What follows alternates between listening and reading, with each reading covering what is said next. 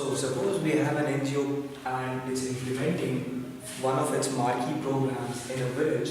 So what happens is when the program is implemented, after that ground volunteers collect a lot of data on how the program was run and what were its effects through mobile forms. There are also resurveys done at regular intervals. So ground volunteers collect data through mobile forms, and this is more or less sometimes quantitative and other times qualitative. And there are quality checks on both of the data sets at regular intervals. This data gets collected and analyzed in a server, and it produces quarterly statistics and major findings. These major findings in turn affect or these serve as a feedback on how actually an NGO has performed in that particular village. So what an NGO does is not always an emotionally driven process. To work for a social cause, to get funding, you need actual results, actual quantifiable results.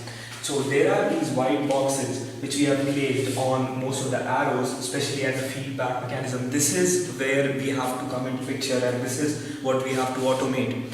When we went and talked to us, we found out that corresponding to each point in their major findings report, there was a corresponding public policy change by the government. Isn't it amazing? So we started with talking to about 5 very big NGOs, and we talked to 20 of their very high ranking employees. We spent about 200 hours discussing with the high ranking employees as well as the ground volunteers working in those NGOs about the problems which they face on a day-to-day basis. So let's introduce you to the 2 major information sources who were kind enough to answer each and every question that we posed to them and who gave us a lot of their time. The first one is ASAR, Annual Status of Education Report. The second one is Pratham, India. It is India's biggest NGO in education. We talked to the ground employees, the block officers, the regional officers, and even to the people who look at Pratham's management at the national level. When we went and talked to these people and we began our market analysis, we realized that it's very important for us to get deep insights into the functioning of a survey or how the monitoring, quality assurance and impact assessment is already being done. And we realized that there is a lot of interdisciplinarity involved in this problem. Sociology is involved because there is a lot of group dynamics involved in everything. Policies are not made for one single person, it's made for a group of people. Psychology is involved, example when you are training volunteers. Economics, the whole impact assessment calculation will be based on the theory of economic impact, and each one of these things requires a lot of applied math, like statistical tools, for example.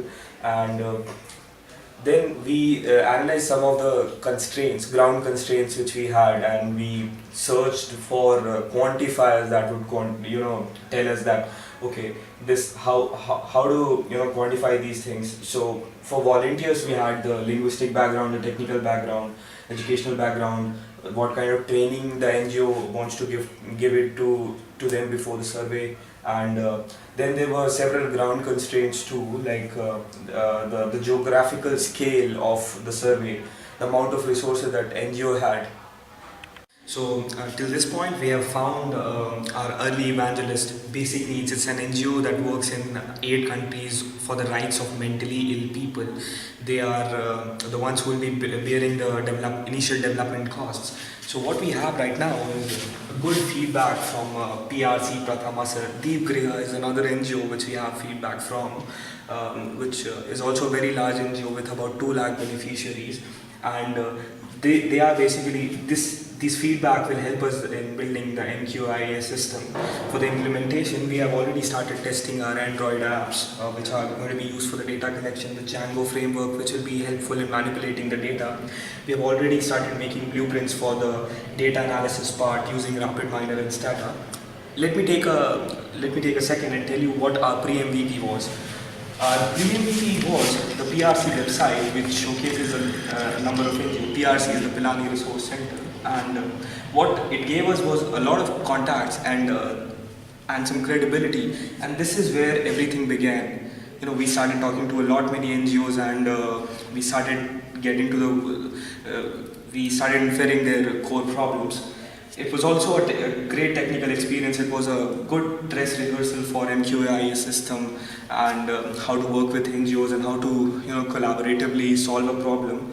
And it also gave us a small amount of funding which will help